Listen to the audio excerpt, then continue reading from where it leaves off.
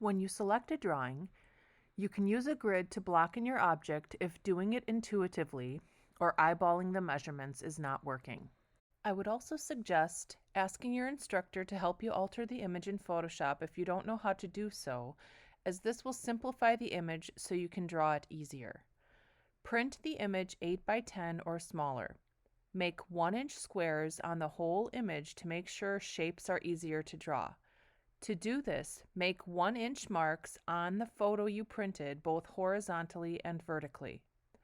Make sure to slide the ruler up so you are measuring the same on both the top and the bottom of the photograph. If you rotate the ruler around, the lines won't match. Next, you will use a multiplier to make your image larger. When you do this to both dimensions, you will get a size of the larger paper that you should use. Use the multiplier, normally 1.5 or 2, as the size of the squares on the larger paper. Make sure to draw very light in case you make mistakes so that you can erase. Use the ruler the same way as before, sliding it up to make sure the measurements are the same. Once both images have squares, make letters on the vertical sides of both images and numbers on the horizontal sides of both images. Then you can start blocking in the shapes you see in each square.